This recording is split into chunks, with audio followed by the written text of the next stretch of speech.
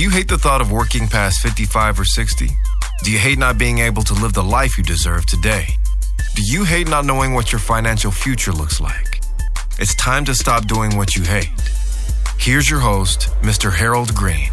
Hello, everybody. This is Harold Green of Braintree Financial Group, and it is time to stop doing what you hate. I hope you are having a fantastic day. As always, having a pretty good day. Just got done working out, making more of a conscientious effort to take care of myself first. And that's something I've started doing, quite a while ago. Making sure I do my best to take care of me first. Sometimes I do a great job of it. Sometimes I do a not so good job of it. But the fact of the matter is I know that's something that I need to do. And a lot of times the first step to getting anywhere in life is recognition. Recognizing what it is that needs to be done, recognizing what it's going to take to get that done, counting the cost, and then, taking decisive action. That's what you're going to do. And that's what you're going to make happen. And so I want to talk to you folks about something that we all need to do. And this is going to be very critical to our success moving down the road. And this is going to be big. This is probably going to be one of the biggest topics I talked about in quite a long time. I do talk about important things, but I'm telling you, this is a game changer. And if you are not going to be ready for this, two things are going to happen. Either you're going to get with it or you're going to get ran over. And it was funny because I was talking to my neighbor the other day at the gym, and, we're talking about a decision that I had to make. And, she knows I own my own business and she knows what that takes. And actually, she's my next door neighbor and we go to the same gym. So we talk quite often. And I was explaining to her how things are in the world today. And I said, you have to move forward. You got to not only go with the flow, you got to be ahead of the flow. Because if you don't get ahead or stay up with what's going on, you're going to get ran over. She said, left behind. I said, there is no more left behind these days. I said, these days you get ran over.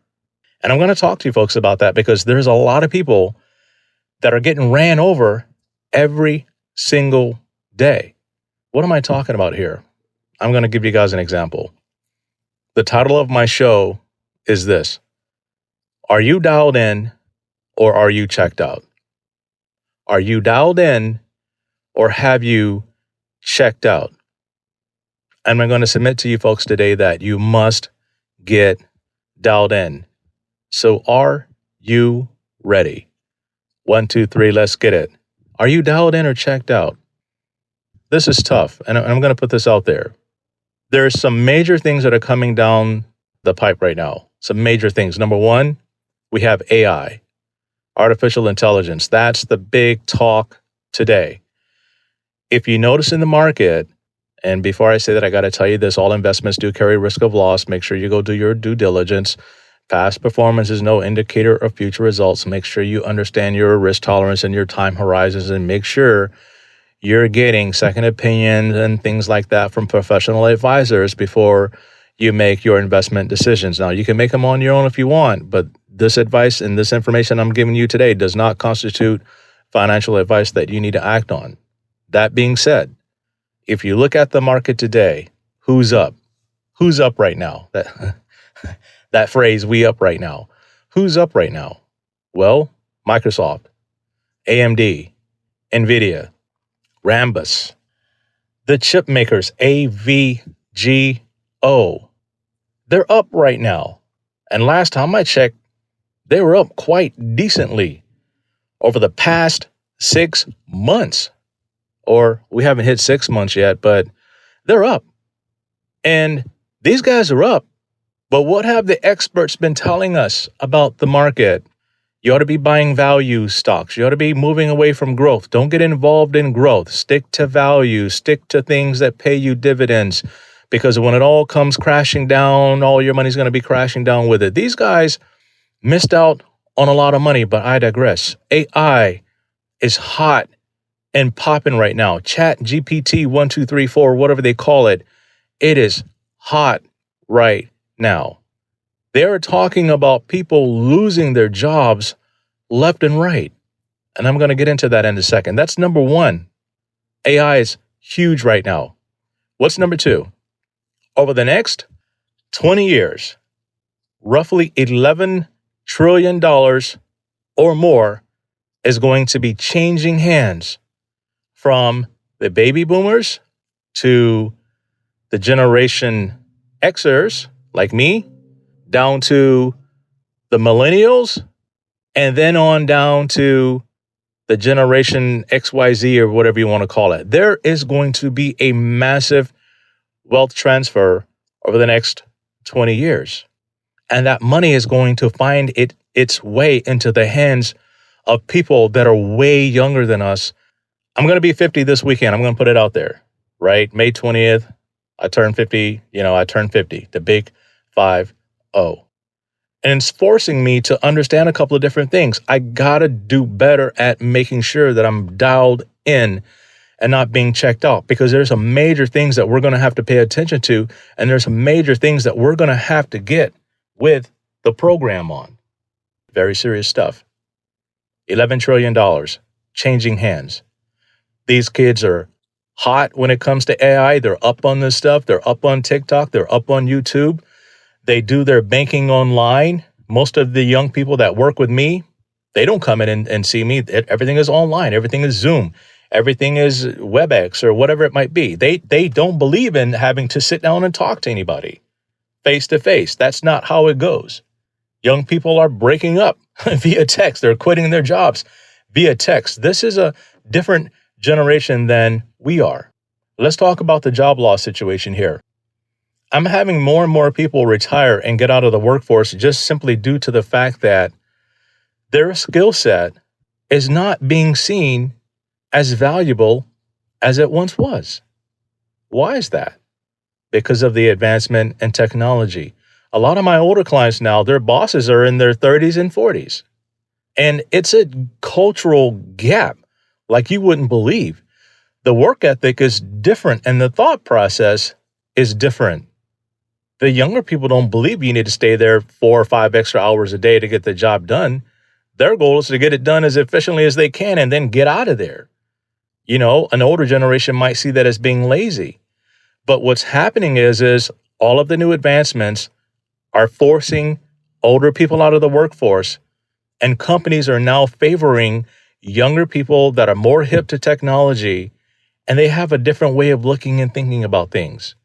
Now, is that right or wrong? Not necessarily. It's just different. So one of the things as an older person, if you want to stay in the workforce for the next 10 to 15 years, you're going to have to get dialed in with this technology thing. You're going to have to learn a little bit about AI. You're going to have to learn a little bit about Snapchat. You're going to have to learn a little bit about YouTube. You're going to have to make some changes, right? Especially if you want to remain in the workforce. Don't let this opportunity pass you by. Because what we're going to have to do is we're going to have to change our skill set up a little bit. We're going to have to learn something a little bit different in order to not get ran over if you want to stay in the workforce. And this is important because, if you haven't saved everything that you need to save for retirement and you need that extra time in order to do that, then you're going to have to change your skill set up a little bit and not say, you know what, that's not who I am and I don't get down like that and that's not my generation and that's not my culture. If you want to stay involved and you want to get dialed in, you're going to have to make those adjustments. And maybe you have to take a class on computers. Maybe you have to go Google some AI stuff and learn a little bit about AI and how it works. Same thing with cryptocurrencies. I'm not a big believer in cryptocurrencies, but I do know something about them. And that's the whole key. Being dialed in simply means you're staying ahead and abreast of the information. It's not good. It's not bad. It's just information. We can't get lazy in that arena. We have to stay dialed in. One of the ways I stay dialed in is I talk to my kids all the time about what's out there and what's going on in the world that they live in, how they're making decisions, how they're doing things, because those kids are going to be my future clients when they get into the workforce and they begin to earn an income. They're going to have to understand how to invest, but yet and still, I'm going to have to bring the message to them in a manner in which they understand it and that it makes sense to them. I can't come in there with my old school style and my old school way of doing things over talking about the situation. What I'm learning about the young people is you don't need to say a lot. They're pretty smart people. You only need to say one or two things that they get it. They get it really quick, right? We don't need to draw similarities and comparisons and all of. They don't really want any of that. They want to get to the point and then get on to the next thing because their attention span is maybe 40 seconds at a time, if that, right? They're on to the next, to the next, to the next, to the next. Is that good or bad? It's not good. It's not bad.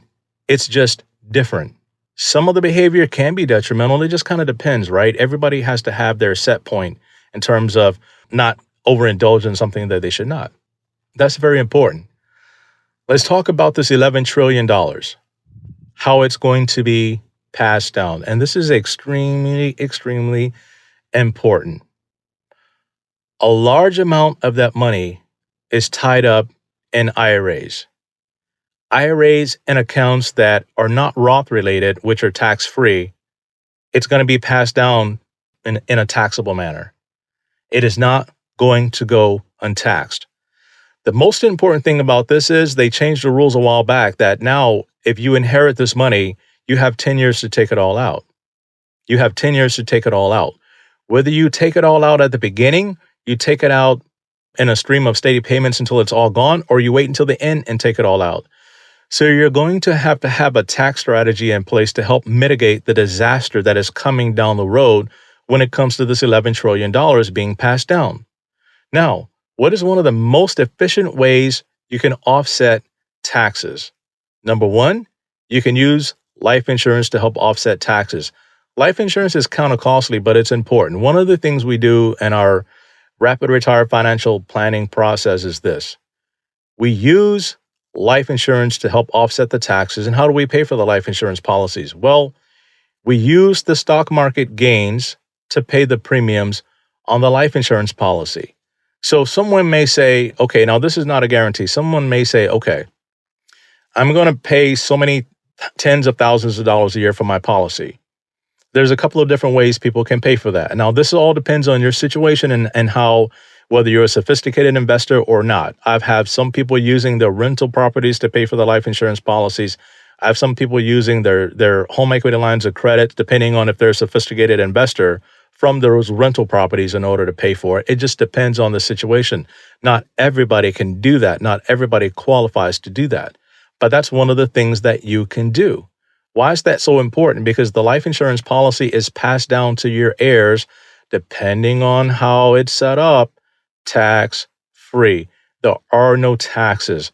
You can leave $1 million, $2 million, $3 million, $4 million, $5 million, $50 million in life insurance to someone tax free. And if you've been investing very well over the last 20, 30, 40 years, you probably have a sizable amount in your portfolios that you want to protect from these taxes. The other thing that people can do is they can convert to a Roth IRA. I'm sure you heard this stuff before, but the question is how do you go about doing that? Well, you have to sit down with your tax person and then figure out what is the tax situation going to be like when you begin doing these conversions, and make sure you plan accordingly in regards to how you're going to pay that tax. One of the things we do with our clients is we set up a money management plan where we can send them funds to send to the IRS every quarter directly to make sure that that's being covered. And if you want to know more about our money management plan, feel free to get on my schedule and I'll talk to you about that. But it's important that you have a strategy, because if you're going to be inheriting money, and this is something crazy, what I find is a lot of people don't want to talk to their family members about whether or not they're going to give them anything. I understand that. But if you're an older person and you're listening to the show, here's something you got to understand. If you are going to pass down money, you don't want to put your beneficiary, you don't want to put them in a bad spot. Because let's say they're a husband and wife making $200,000-$300,000 a year, and all of a sudden, boom, you drop $500,000 on them in an IRA, an inherited IRA. They got 10 years to take that out. For the next 10 years, unless they defer it, their tax bracket is going to be through the roof, because now they got to take this money out over the next 10 years. And so whether they take it all out lump sum in the beginning or in the end, there's going to be a big tax bite. Now, the other thing is this. If they're in the process of sending their kids to college, colleges look at all of this money that's coming in. I've seen it happen time and time again, where all of a sudden you're trying to apply for financial aid, boom, you get inheritance. Maybe it's not enough to cover the whole thing, but now you're being shot in the foot for financial aid because someone left you money in the wrong kind of position, and it's not enough to cover the whole cost of college. And so you're going to be giving up financial aid. There's a lot of different things that go into this financial planning process when it comes to this $11 trillion coming down the pipe. So if you think that you are going to be inheriting money down the road from a family member, regardless of whether you know what it is, you definitely want to sit down and talk to somebody about it and make sure you're planning accordingly so that when this money hits you, it doesn't hit you in the wrong way. So, number one, this AI thing is hot. You got to learn about it. You got to look at companies that are moving forward with AI, and you definitely want to take a look at adding some of those in your portfolio. Some of them are risky. Be careful because there's a lot of people saying that they're they're getting involved in AI, and it's going to be just like the .com bubble when everybody says, yeah, I got a .com, I'm so-and-so.com. Next thing you know, boom, they're bankrupt, nothing. IPO went big, they got their money, they're out, and now you're left holding the bag with some crappy .com company that's not worth jack. Same thing is going to happen with the AI, so you got to make sure that you're getting into the right AI players, right? Number two, you're going to have to make sure you're dialed in and that you are getting ahead of the information and you're not getting ran over. So I just wanted to drop this little nugget on you folks, these couple of things on you today, just to kind of share with you where I'm at and what I'm thinking and what I see going on in my world today.